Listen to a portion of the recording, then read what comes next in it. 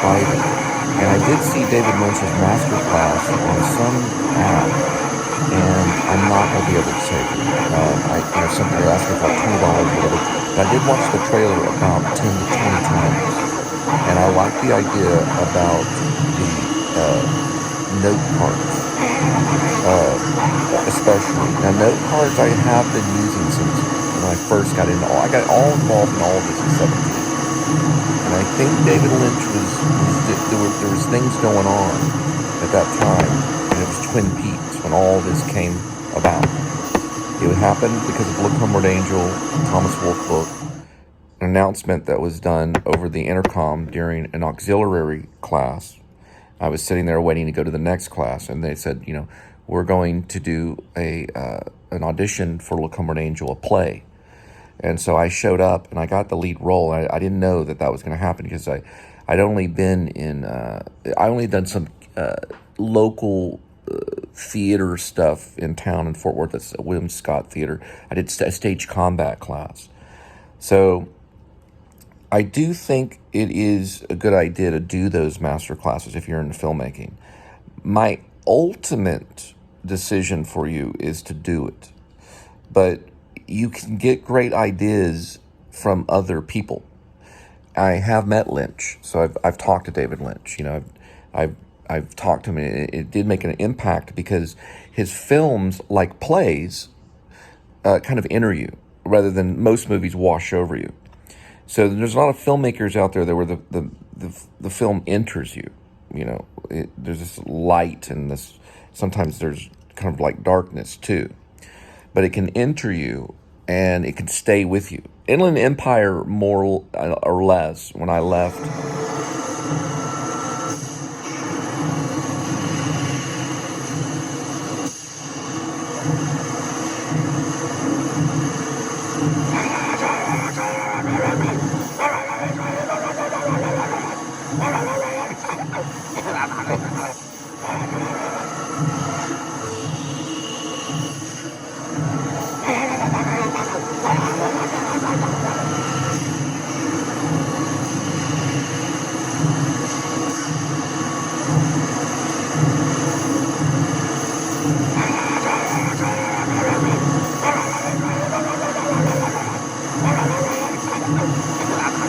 That film festival in Dallas, or USA Film Festival, whatever it was, I don't know what it was exactly. But I remember it being like a dream. And then I remember the guitar player, and I remember him talking with his hand. And I remember there was a back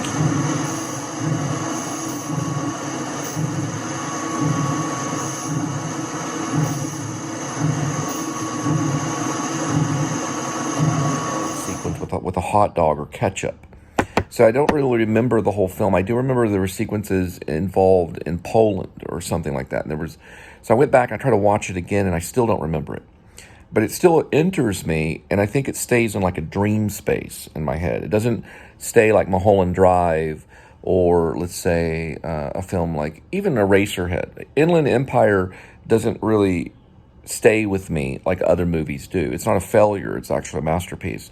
But it enters you, and then it kind of goes into different parts of you, and then it goes. It doesn't go away, but it kind of creeps around because he used a lot of digital.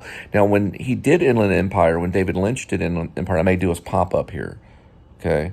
When he did Inland Empire, he did use digital. So he was going over to digital and saying no more film. No more celluloid film, right? It's just too much trouble, too much development, too much chemical. So he said just digital's okay. So digital is fine. We're hanging on to the old ways. Formulistic films are just processing, and it's real bad. We're in a lot of trouble in the cinema right today. It's in a crisis. There's a crisis going on in cinema, maybe even art. It's hard. Back in the 90s, I could find some really good art, especially modern art, coming through Fort Worth and things. I saw this one great exhibit. It was very exciting. You walk through the exhibit, and it was about this. It was a Vietnam vet that put on this show called Euthanasia. Okay, that was the and it was show, about Euthanasia. It was a Vietnam vet that put on this show called Euthanasia. Okay, that was the name of the show, Euthanasia. You walk through it, and there was these sounds, buzzing sounds, and there were hints of what Vietnam was like, and there was some maybe like barbed wire and some paint. It wasn't real in your face. There wasn't photos of Ho Chi Minh. That there was an essence that there was an artist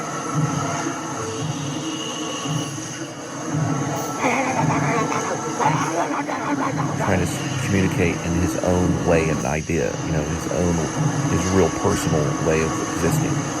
And I think what Lynch is trying to say is that's where we need to be. You don't need to follow a formulistic. I'm watching Knowing right now with Nicolas Cage, but you don't need to follow this formulistic Hollywood plan. You need to follow your own plan. And the 70 note card thing, I think, can help you as a screenwriter, because I'm also writing a werewolf film. And as a screenwriter, what I'm noticing is I go back to these note cards and I go, oh yeah, that's a good idea. I can maybe include that in there. Maybe I'll disagree. And sometimes I'll watch mime, I'll watch movement in mime because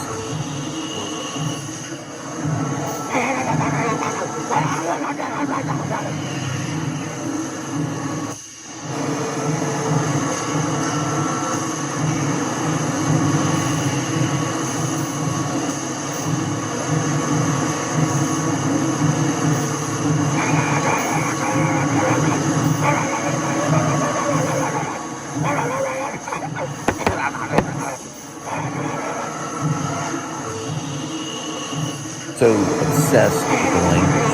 You have two different types of actors. Two different types of actors. You have an actor that will focus on language. Okay, they're going to focus on what they say. Okay? I'm not really, going to say maybe they focus on what they look like and things like that. I don't know. They focus on what they say. Then you have the actor that becomes like an entity. Okay, there's two different types. Okay, two. There's only two different ones. Okay? Two. Ones that focus on what they say, and then ones that become an entity. So when you become an entity, you're no longer in control. It's like the Spiritus Mundi has entered you, some kind of force outside of you, and it's moving you through time and space. When you watch a mime, you're watching someone that's dedicated to the theater in a different way, in a newer way, than the old style actor that memorizes Shakespeare and does all the Hallocations to Inform Against Me and all the Shakespeare stuff and goes through all the monologues and knows everything.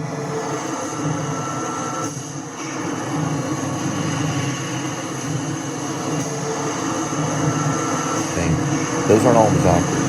There's like newscasters. The Spiritus Mundi tells you what to do. I just turn it on and think about it.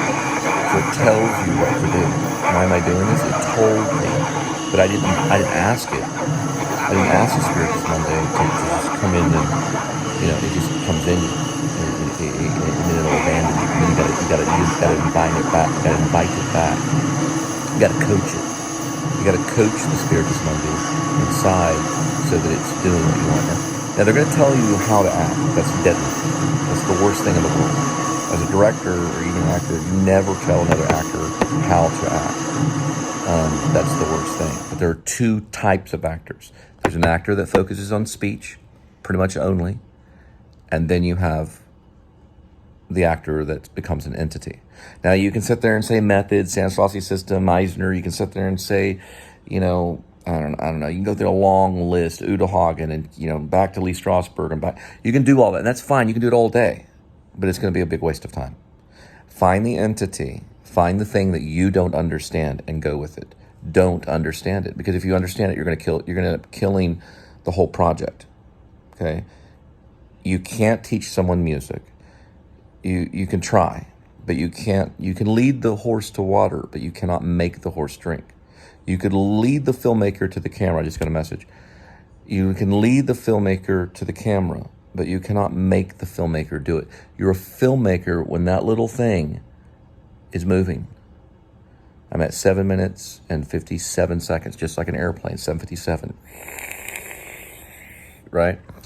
Another message came through. Okay, that's part of the Spiritus Mundi. It's coming through. It's flowing. This is an entity. You're looking at an entity.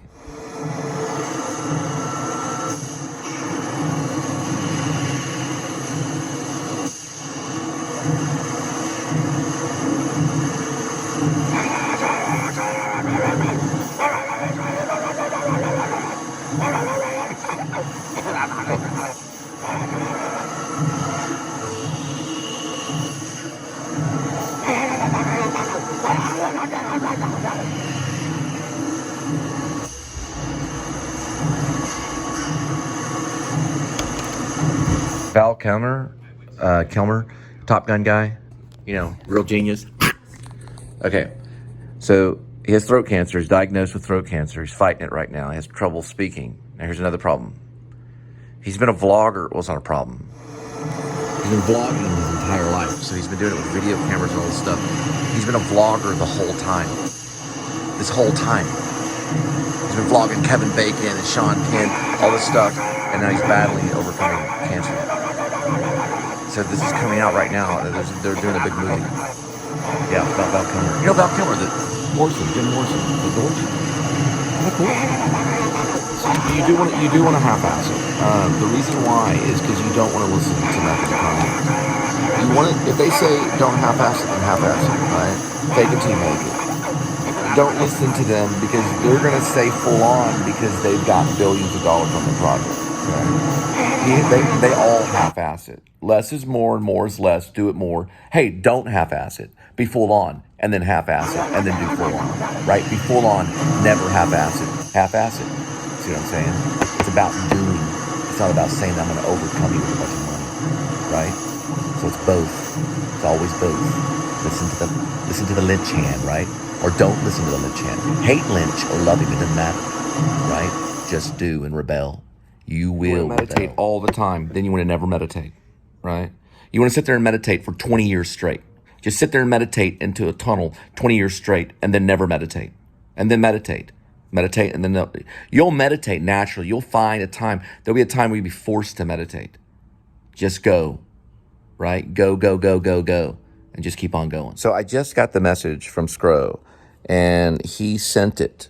So it's on its way. It's already going. So it's happening. So the artist did make it, and he was able to help out a little bit with it.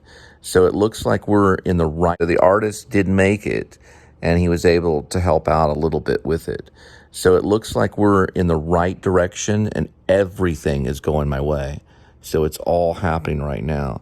Now, what you're looking at right here is like bifocal glasses. It's an idea glasses, okay? So they're glasses I wear when I'm rolling ideas. When I say rolling, that's exactly what it sounds like. It means that I'm rolling. And when I'm rolling, it means that you're rolling too, and we're all rolling together on it. So it looks like it did go through and everything is happening. So everything, it's like complete bliss and happiness. So I was waiting for this to come through. So it looks like everything is good. Very, very good. Very happy that it's happening. Very good, very good.